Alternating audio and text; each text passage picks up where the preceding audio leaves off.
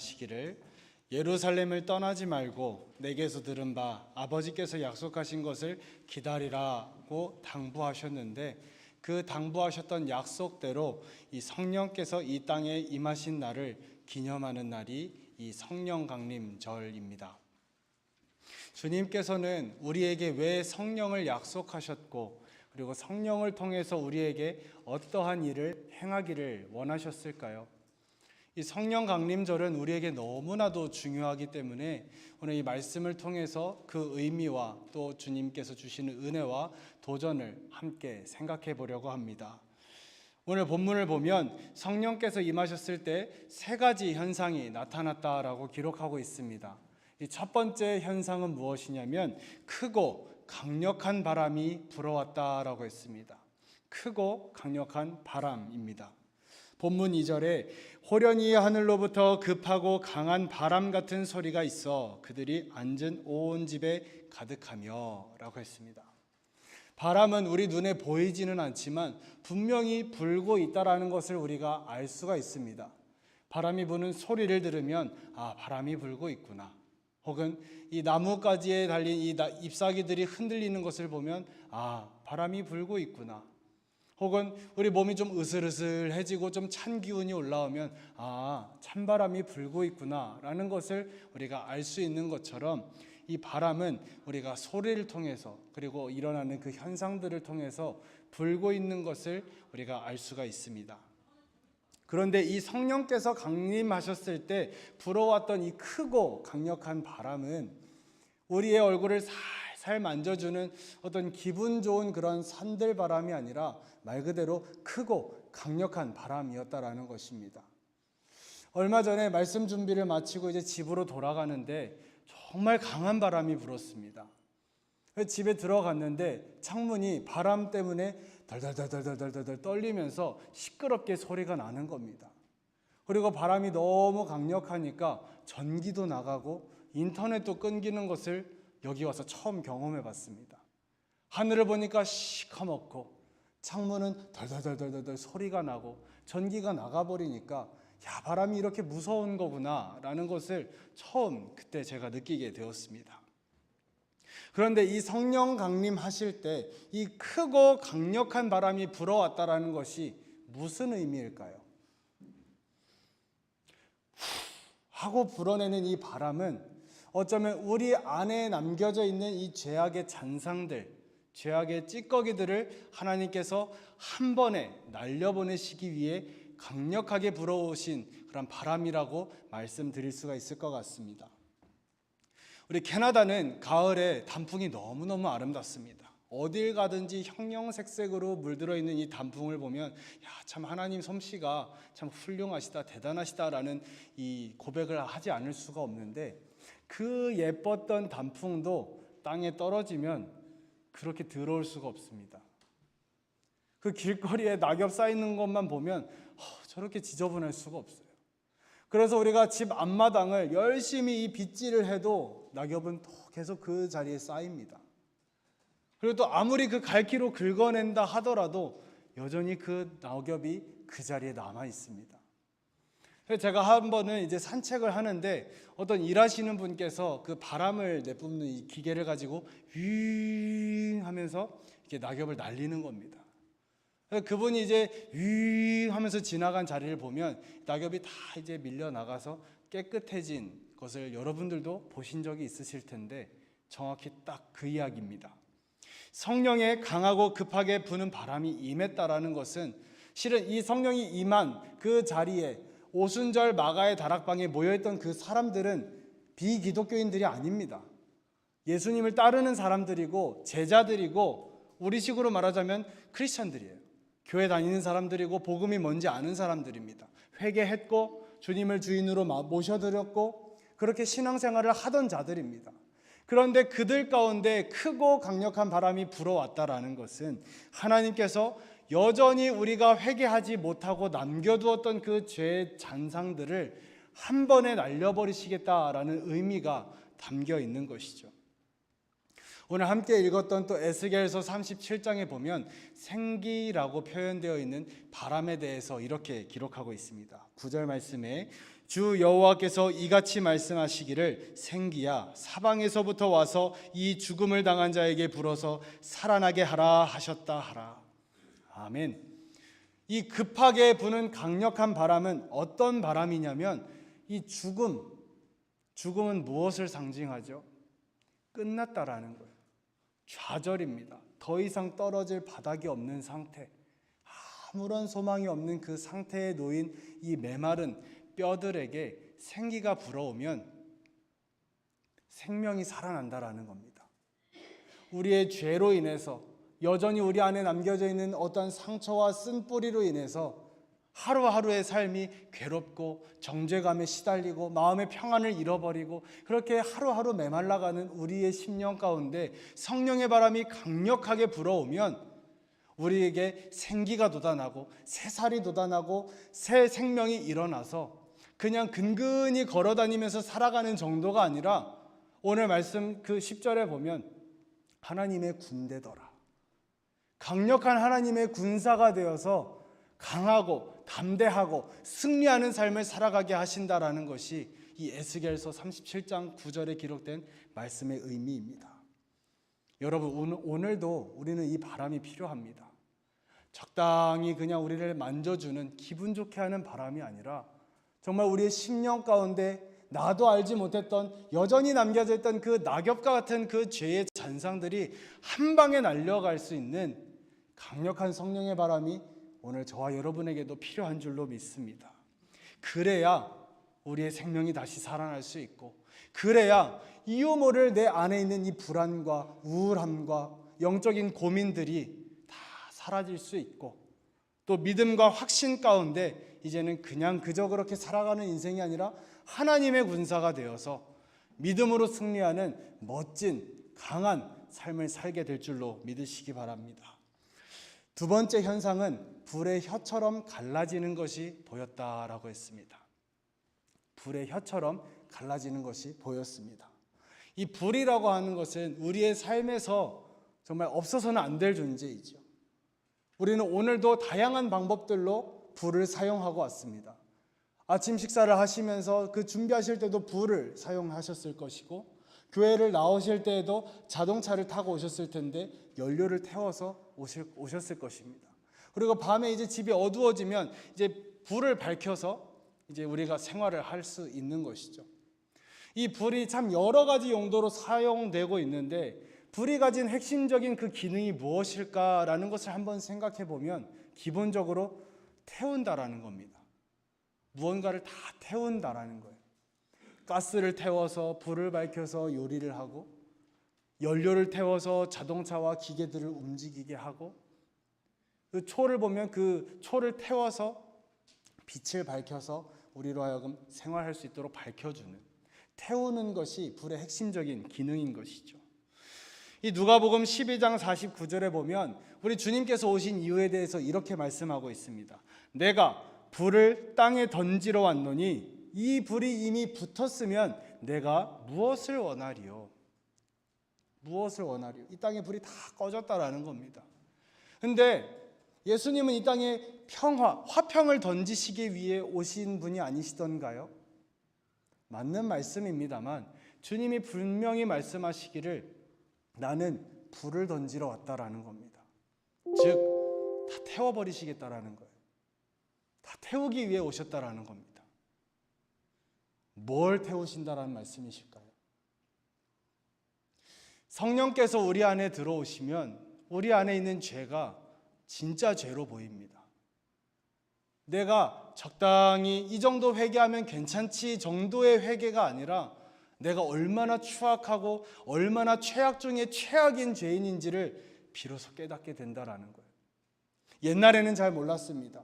예수님 믿기 전에는 죄가 죄인 줄도 모르고 살았고, 예수님 믿은 후에는 죄가 죄인 줄은 아는데 적당히 타협하고 적당히 간과하면서 살았습니다. 좋은 게 좋은 거지 뭐. 남들 다 그렇게 사는데 뭐 이렇게 하는 게 뭐 큰 문제야. 뭐 그렇게 깐깐하게 굴어. 다 좋자고 하는 건데. 나도 모르게 죄의 문제인 줄 알면서도 축소시키고 간과하면서 덮어두면서 살아온 죄들이 정말 많지 않습니까? 그러나 우리 주님께서는 죄에 대해서 우리가 가져야 할 태도에 대해서 이렇게 말씀하십니다. 마태복음 18장 8절에서 9절에 보면 만일 내 손이나 내 발이 범죄하게 하거든 찍어내버리라. 장애인이나 다리 저는 자로 영생에 들어가는 것이 두 손과 두 발을 가지고 불에 들어가는 것보다 나으니라. 또 만일 내 눈이 너를 범죄하게 하거든 안대를 차서 눈을 가려버리라는 게 아니라 눈을 뽑아버리라고 말씀하셨습니다. 두 눈을 가지고 영원한 불에 가는 것보다 차라리 한쪽 눈만 가지고 들어가는 것이 낫다라고 말씀하십니다. 문자 그대로 손, 발 다 잘라버리고 눈 뽑아버리라 이 말씀이 아니라 그 정도로 죄의 문제를 가볍게 여기지 말라는 겁니다. 죄에 대해서 경각심을 가지라는 거예요. 간과하지 말라는 겁니다. 타협하지 말라는 거예요. 그렇게 우리를 계속해서 올가매고 내가 신앙에 좀 성장이 이루어질 것 같으면 또다시 우리를 끌어내리고 또다시 계속해서 죽음으로 올가내는 그렇게 계속해서 밑으로 끌어내리는 그 죄의 문제의 실상을 제대로 보라는 겁니다. 그때 내가 노력이 좀 부족했어. 내가 그때 좀 실수해서 그랬어. 내가 마음만 먹으면 죄 안 지을 수 있어. 죄송하지만 절대 불가능합니다. 죄의 문제를 제대로 보셔야 합니다. 내 힘으로 죄를 절제하거나 범하지 않을 수 있는 능력이 우리에게 없기 때문에 차라리 손이 죄를 범하면 손을 잘라버리는 게 나을 정도로, 발이 자꾸 죄의 길로 향하고 죄의 자리에 서면 그 발을 잘라내는 게 나을 정도로, 내 눈이 자꾸 이 죄의 유혹을 향해서 바라보고 그것을 묵상하게 만들면 그 눈을 뽑아버리는 게 나을 정도로 절대로 죄와 타협하지 말라는 거예요. 절대로. 도대체 내 죄가 얼마나 크길래 손과 발을 잘라낼 정도일까? 도대체 내 죄가 얼마나 끔찍하길래 예수님께서 십자가에 달리셔서 한 방울 한 방울 물과 피를 다 쏟아내실 만큼 내 죄가 얼마나 끔찍하길래 그렇게 죽으셔야만 하셨을까? 이 끔찍함이 성령께서 우리 안에 들어오실 때 비로소 제대로 깨닫게 된다라는 겁니다.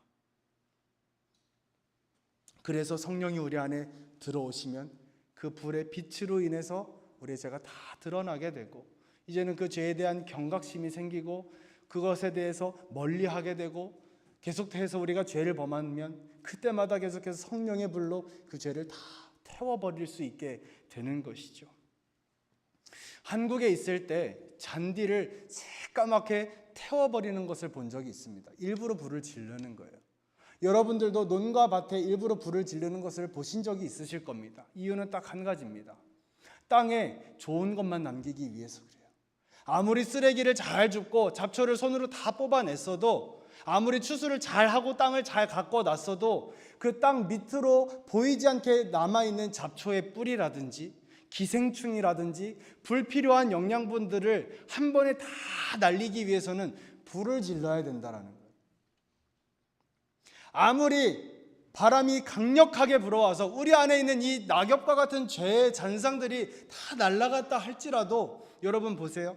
그 기계를 들고 바람을 휘 하면서 지나갔어도 그 뒤에 여전히 낙엽이 굴러다닙니다. 여전히 낙엽이 있어요. 또다시 떨어집니다.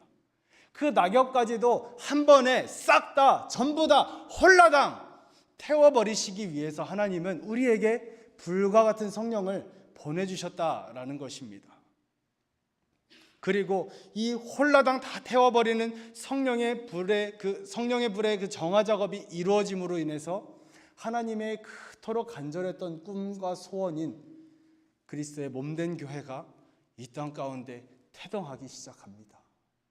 그 교회가 성령의 능력으로 세워지고 계속해서 복음이 전파되는 내용이 오늘 우리가 함께 읽은 사도행전 말씀의 내용이에요.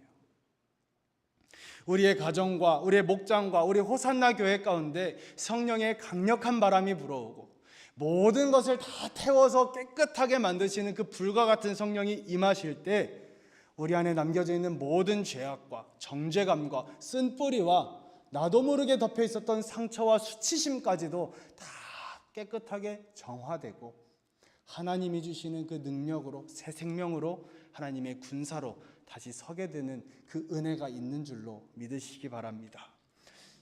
마지막으로 일어났던 현상은 난곳 방언이 들리기 시작했습니다. 난곳 방언. 오늘 본문 말씀의 4절에 보면 이렇게 기록되어 있습니다. 그들이 다 성령의 충만함을 받고 성령이 말하게 하심을 따라 다른 언어들로 말하기를 시작하니라. 아멘. 여기서 다른 언어들은 외국어입니다. 갈릴리 사람들이 외국어로 말하기 시작했다라는 거예요. 마가의 다락방에 모여서 처음에는 그들의 언어, 아마 히브리어였을지 모르겠습니다. 이 이스라엘 언어로 이제 기도를 하는데 성령의 바람이 불어오고 이 불이 이제 임하니까 서로 다른 나라의 말들로 외국어로 기도하기 시작했는데 그것을 누가 듣냐면 세계 각국에서 찾아온 경건한 유대인들이 들었습니다. 오늘 말씀 9절에서 11절에 보면 우리는 바데인과 메데인과 엘람인과 또 메소포타미아, 유대와 갑바도기아, 본도와 아시아, 부르기아와 밤빌리아, 애굽과 구레네에 가까운 리비아, 여러 지방에 사는 사람들과 로마로부터 온 유대인과 그레데인과 아라비아인들. 그러니까 말 그대로 갈릴리, 그러니까 예루살렘하고는 정말 멀리 떨어져 있는 외국에서 각각 나라에서 유대인들이 찾아왔다라는 거예요. 이들이 왜 예루살렘에 찾아왔냐면 이 오순절과 성령 강림절은 좀 다릅니다. 성령 강림절은 성령께서 임하신 그 날을 시작으로 그것을 우리가 절기로 지키지만 오순절은 성령께서 강림하시기 이전부터 이미 유대인들의 절기였어요. 그리고 이 오순절을 다른 말로 이제 성경에 보면 초실절이라고도 하고 이 맥추절이라고 하는데 이 오순절의 그 시기가 첫 보리와 밀을 수확해서 하나님 앞에 그 첫 열매를 드리는 그 절기가 그래서 맥추절, 초실절, 오순절 다 같은 말입니다.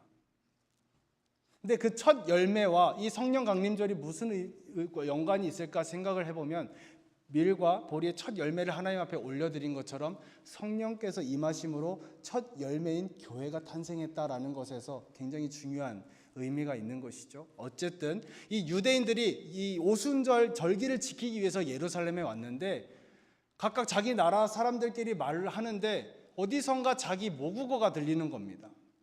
이상한 거예요. 여기 외국인데 그 사람들 입장에서는 여기 예루살렘인데 왜 우리나라 말이 여기서 들리지? 그러면서 하는 말이 7절에 보라, 이 말하는 사람들이 다 갈릴리 사람이 아니냐? 우리 각 사람이 난곳 방언으로 듣게 되는 것이 어찌 됨이냐? 말했다라는 거예요. 이 사람들이 갈릴리 사람들이 아니냐라는 말은 그 사람들이 어디 출신이다라는 이야기가 절대 아닙니다. 그 당시에 갈릴리 사람이다라는 말은 무식함의 대명사였습니다. 늘 호숫가에서 그러니까 어부로 살면서 늘 그렇게 성격 급하고 배운 것이 없다 보니까 말도 강하고 이 주먹이 먼저 나가고 그렇게 무식함의 대명사였는데 그래서 당시에 당신 참 갈릴리 사람 같습니다 이러면 굉장히 모욕적인 말로 여겨졌습니다. 그러니까 이 경건한 유대인들이 이 사람들이 갈릴리 사람이 아니냐라는 말은 저 무식한 인간들이 어떻게 우리말을 알아? 그 당시에는 여행이나 해외여행이나 이민도 불가능했던 시기인데 한 번도 들어보지 못했던 외국의 말을 한 번도 가보지 못했던 나라의 말을 저 무식한 사람들이 어떻게 말을 해? 신기한 거예요. 말씀해 보면 당황했다라고 했고 놀랍게 여겼다 그랬습니다. 그런데 갈릴리 사람들이 가본 적도 없는 그 나라의 말들로 말하기 시작하고 그 나라에서 온 외국인들이 이해하기 시작했다라는 거예요. 그 말들을. 언어 소통이 이루어지기 시작한 겁니다.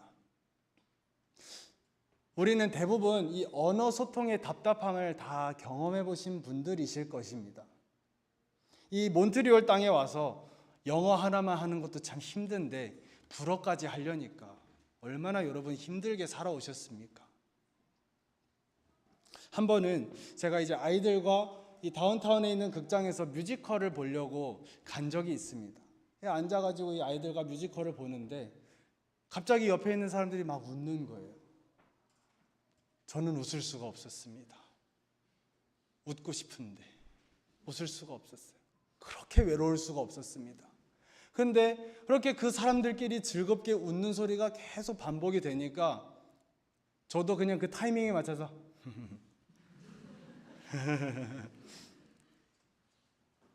전혀 이해를 못하는데 혼자 타이밍 맞춰서 웃을 수밖에 없는 그 비참함을 여러분도 아시는지요? 제 무릎에 앉아있던 제 아이가 사람들이 웃는데 같이 웃는 겁니다.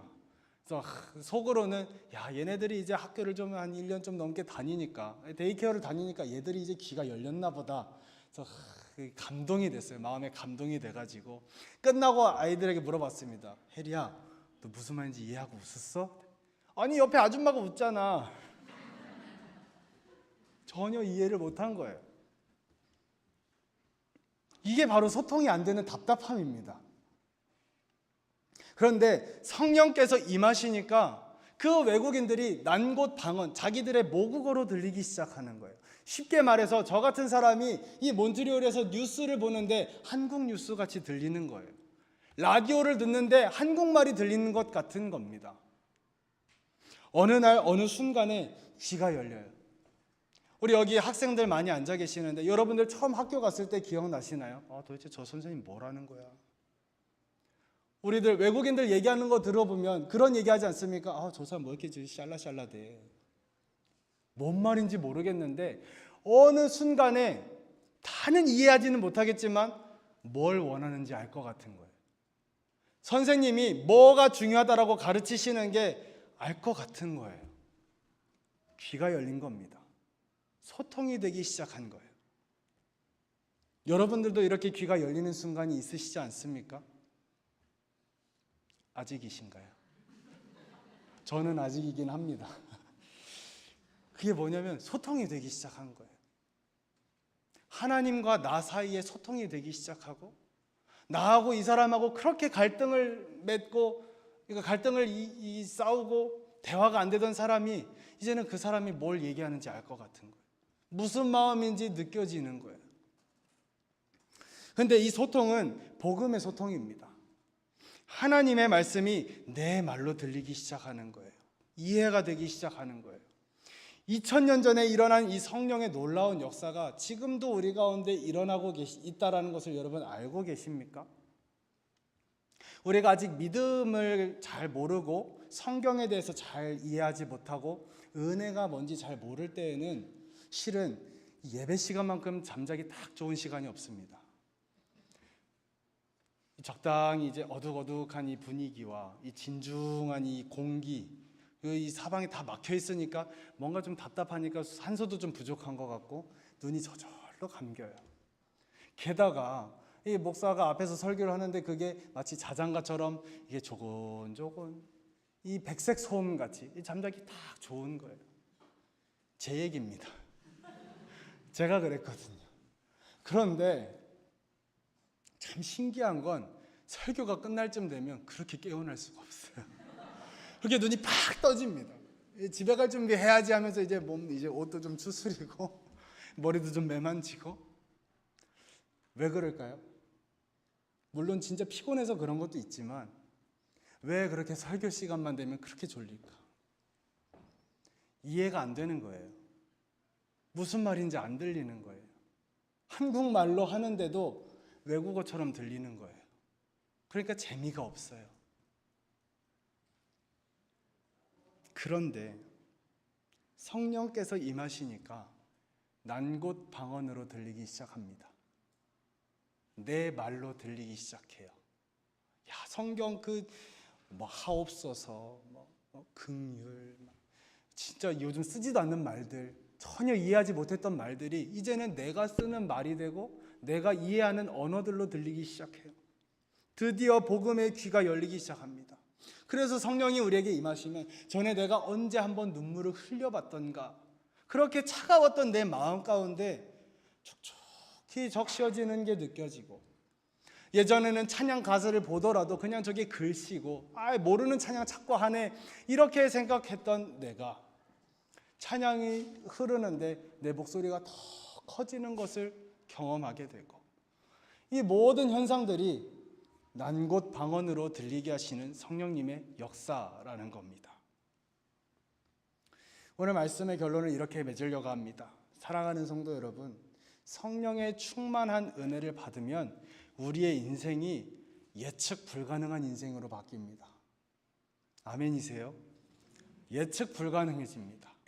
그것을 성경에서 이렇게 이야기하고 있어요. 요한복음 3장 8절에 바람이 임의로 불매 네가 그 소리는 들어도 어디서 와서 어디로 가는지 알지 못하나니 성령으로 난 사람도 다 그러하니라.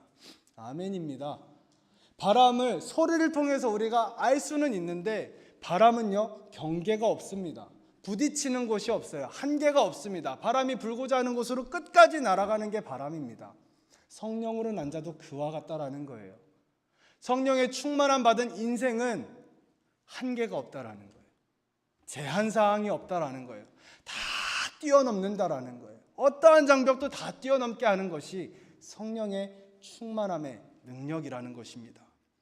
갈릴리 사람들에게 도무지 일어날 수 없는 일이 일어났습니다. 좀 전에 말씀드린 것처럼 그 무식한 인간들이 가방끈도 짧고 배워본 적도 없는 말들을 하기 시작하는 거예요. 게다가 오늘 말씀 바로 뒤에 이어서 14절부터 보시면 베드로가 생전 처음으로 설교하는 내용이 나옵니다. 무슨 말을 했을까요? 말주변도 없는 사람이 배워본 적도 없는 이야기를 어떻게 설교했을까요? 그런데 베드로가 한 번 설교하는데 무슨 일이 일어나냐면 3,000명이 회개하고 돌아오는 역사가 일어났습니다. 베드로가 기대했을까요? 예상했을까요? 야, 그래도 내가 첫 설교하면서 열심히 기도했으니까 그래도 한 10명 정도는 하나님이 돌이켜 주시지 않을까? 예상했을까요? 전혀 아닙니다. 누가 했을까요? 성령님이 하신 겁니다. 성령님이. 지금까지 이 갈릴리 사람들은, 대표적으로 베드로는 평생 어부로 살고 어부로 죽어야만 하는 사람입니다. 어디 외국으로 나갈 수도 없는 사람이에요. 아버지도 어부, 아버지의 아들도 어부, 아들의 아들도 어부, 아들의 아들의 아들도 어부, 계속해서 어부로 살다가 죽는 너무나도 평범하면서도 너무나도 뻔한 인생들이에요. 다만 좀 더 큰 배를 몰 수 있는 좀 부자 어부가 되든지 좀 작은 배를 모는 조금 덜 부자인 어부가 되든지 그 차이만 있을 뿐이지 다 그냥 예측이 가능한 거예요. 그런데 성령께서 임하시니까 도무지 예측 불가능한 일들이 일어나는 거예요. 그 예루살렘에만 머물러 있었던 예수 그리스도의 복음이 성령께서 임하시니까 그곳에 모여있던 그 사람들을 통해서 온 예루살렘과 온 유대와 온 사마리아와 땅끝까지 이르러 복음이 전파되는 일들이 일어나고, 복음이 전파되는 곳마다 성령의 열매가 맺혀져서 교회가 태동하게 되는 놀라운 역사가 일어났다라는 거예요. 전혀 기대하지 않았던 일들이 일어나는 겁니다. 우리도 어떤 사람을 보면서 아이고 저 사람 저러다가 끝나지, 지금까지 살아온 인생 보니까 저 사람 끝은 한 요렇게 될 것 같아, 아유 저렇게 힘들게 살다가 아유 어떡하냐 딱하지 하는 인생일지라도 성령이 충만하게 임재하시면 7번 넘어졌어도 70번까지 일어날 수 있는, 그냥 일어나서 간간히 그냥 힘겹게 걸어가는 인생이 아니라 하나님의 군사가 되어서 힘차게 능력 있게 승전가를 부르면서 살 수 있는 놀라운 예측 불가능한 인생이 된다라는 것입니다. 나에게는 없는 능력이에요. 베드로가 뭐가 있었겠습니까? 나에게는 없는 거지만 성령이 임하시니까 내가 그 일들 할 수 있는 거예요. 성령이 임하시니까 나한테 그동안은 장벽 같았던 그 벽이 더 이상 높아 보이지가 않는 거예요. 그냥 슬쩍 넘어가는 거예요. 예측이 불가능해집니다. 그러니까 하루하루의 삶이 즐거운 거예요. 기대가 돼요. 기뻐요. 내일 빨리 일어나고 싶어요. 왜? 내가 어디까지 어떻게 날아갈지 모르니까. 성령께서 나를 어떻게 이끌어 가실지 기대가 되는 거예요. 한계에 갇혀 있지 않으니까. 호련히 하늘로부터 급하고 강한 바람이 불었다고 했습니다. 요한복음 3장에도 임의로 바람이 불매라고 했습니다. 호련히, 임의로, 이 두 가지 단어를 꼭 기억하세요. 무슨 뜻이냐면 우리가 하나님 앞에 하나님 바람이 좀 이쪽에서 이쪽으로 좀 불게 해주세요. 제가 배 타고 나가는데 이 돛이 일로 가야 되는데 바람이 이쪽에서 일로 좀 불게 해주세요. 기도는 할 수 있는데 그 바람을 정작 불게 하시는 성령님의 주권에 달려있다는 걸 기억하셔야 됩니다. 아무도 알 수 없어요. 그렇기 때문에 우리는 항상 성령의 임재를 사모해야 됩니다. 어디서 어느 방향으로 바람이 불지 모르기 때문에 늘 깨어있다가 바람이 불면 그때 돛을 세워서 바다를 향해 나아가는 그러한 간절함과 사모함이 우리에게 있어야 될 줄로 믿습니다.